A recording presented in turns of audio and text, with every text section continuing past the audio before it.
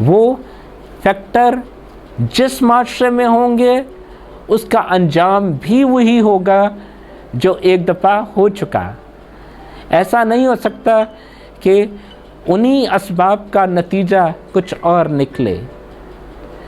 جو چیزیں کسی معاشرے کو بلندیوں کی طرف لے کے جاتی ہیں وہ کسی بھی معاشرے کو بلندی کی طرف لے کے جائیں گی، اور جو چیزیں کسی معاشرے کو زوال کی طرف لے کے جاتی ہیں وہ لازمی طور پر زوال ہی کی طرف لے کے جائیں گی. Coming back to the main topic, Lucknow کی ایلیٹ کے پاس دولت ہے، وقت ہے، اور ان کے پاس مصروفیت صرف یہ ہے کہ وہ اپنی یہ دولت اڑائیں. جب نواب صاحب اور ان کے وزراء، ان کے دوست ایک خاص انداز کی زندگی گزار رہے ہیں تو یہ لازمی بات ہے کہ دوسرے بھی اسی طرز زندگی کو اپنانے کی کوشش کریں گے. وہ بھی یہ کوشش کریں گے کہ اگر نواب صاحب کو شاعری پسند ہے تو ہم شاعری سیکھیں. اگر ہمارے اہل طاقت کو مجلسی آداب دیکھنے کا شوق ہے تو ہم وہی سیکھیں. میں اس کی ایک بہت عام سی مثال دیتا ہوں. اگر آپ کو کسی اچھی نوکری کے لیے آج پاکستان میں انگریزی سیکھنے کی ضرورت ہے تو آپ انگریزی سیکھیں گے. ایسا نہیں ہو سکتا کہ آپ یہ کہیں کہ انگریزی سیکھنا اچھی بات نہیں ہے، میں نہیں سیکھوں گا. اگر آپ کو اس معاشرے میں ترقی کرنا ہے تو آج کی ضرورت انگریزی سیکھنا، ایک اچھی ڈگری لینا ہے. اس زمانے کی ضرورت مجلسی آداب، شاعری، رقص اور موسیقی کی سمجھ بن گئی تو لوگوں نے اسی میں مہارت پیدا کرنا اپنی زندگی کا حاصل بنا لیا. جب تک وہ لوگ اہم تھے جو بہادر تھے، جو اچھے ملٹری کمانڈرز تھے، جو اچھے تلوار کے دھنی تھے، جن کے زور بازو میں وہ قوت تھی کہ وہ دشمن کی صفیں الٹ دیں، تو لوگ اپنے بچوں کو پہلوانوں کے پاس، فن حرب کے، ملٹری مائٹ کے ماہرین کے پاس بھیجا کرتے تھے. جب ضرورت یہ بن گئی کہ بیٹے صاحب کو یہ پتا ہو کہ مجلس میں جانے کے لیے 7 سلام کیسے کیا کرتے ہیں، تو پھر ان کو انہی ماہرین فن کے پاس بھیجا گیا کہ جو ان کو یہ مجلسی آداب سکھا دیں. اور یہ مجلسی آداب سکھانے کا مرکز طوائف کا کوٹھا بن گیا. مجلسی آداب کیا ہیں؟ دا ایٹیکیٹس. میں یہ پریشان نہ ہو جائے گا کہ میں اچانک درمیان میں یہ سوال کا جواب کیوں دینا شروع کر دیتا ہوں. میرے سامنے کچھ افراد خانہ بیٹھے ہوئے ہیں جن کے تاثرات سے مجھے اندازہ ہوتا ہے کہ جو میں بول رہا ہوں وہ اوپر سے گزر گیا. اس لیے مجلسی آداب، the etiquettes, the way to behave in a gathering of intellectuals. اس لیے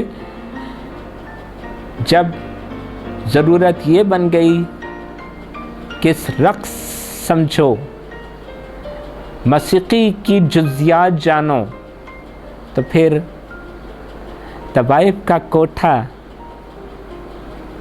ہی آپ کا اسکول ٹھہرا، مکتب بنا.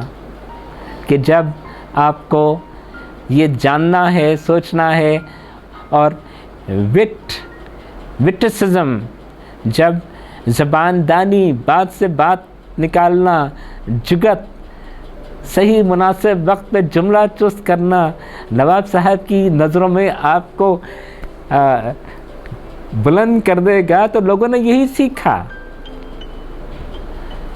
اور इन चीज़ों की असातिज़ा, इन चीज़ों के सिखाने वाले फिर ये कोठे वालियाँ थीं। यहाँ मुझे ऐसा लग रहा है कि एक बात की वजाहत मुझे करना पड़ेगी। देखिए, तवाइफ या कोठे के हवाले से आपके मेरे जहन में एक ख़ास तसव्वुर मौजूद है। माशाअल्लाह मेरे सुनने वाले सारे के सारे नौजवान पाए जाते हैं। Let me be frank with you, जब हम ये लफ्ज़ आज इस्तेमाल करते हैं, तवाइफ की बात करते हैं, तो आपके जहन में नॉनदलेस प्रोस्टिट्यूट का तसव्वुर आता है। लेकिन ये इस नावल के हवाले से दुरुस्त नहीं। यहाँ पे तवाइफ सिर्फ गायिका है।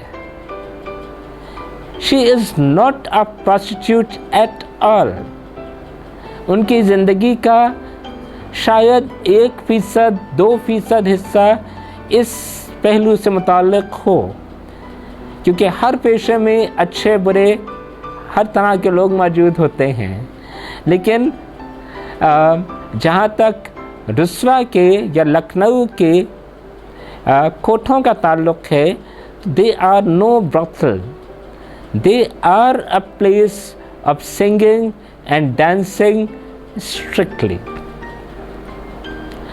लेकिन अगर आप ये बात जहन में रखें कि उस वक्त या उन माशरों में ख़वातीन के लिए पर्दे का क्या तसव्वुर था,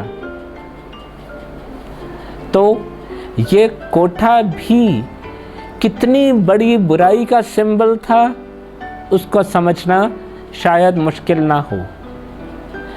ये वो वक्त है कि ख़वातीन का घर से बाहर निकलना तो नामुमकिन सी बात थी। हद ये है कि इवन घर के अपने मर्दाना और जनाना हिस्से अलग थे।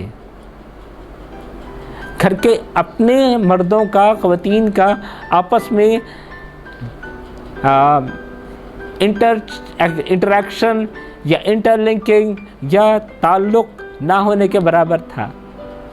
जहाँ ख़वातीन घर के एक अलग हिस्से में रह रही हैं और मर्द एक अलग हिस्से में हैं, तो वहाँ आप सोचिए, जहाँ महरम और ना महरम का यह तसव्वुर है कि बाप और भाई और आखिर में शौहर और बेटे के अलावा किसी खातून ने शायद ज़िंदगी में कोई मर्द ना देखा हो।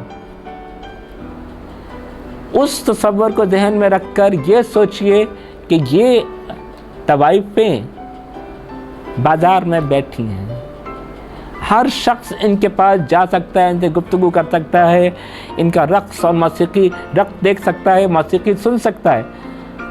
कंपैरिजन अगर किया जाए तो हमारे आज के माशरे के हवाले से भी हालात वही हैं कि अगर आज पर्दे का हमारे यहाँ वो तसव्वुर मौजूद नहीं रहा जो आज से 200 साल पहले था, तो तवाइफ का पेशा भी वो नहीं रहा जो आज से 200 साल पहले था।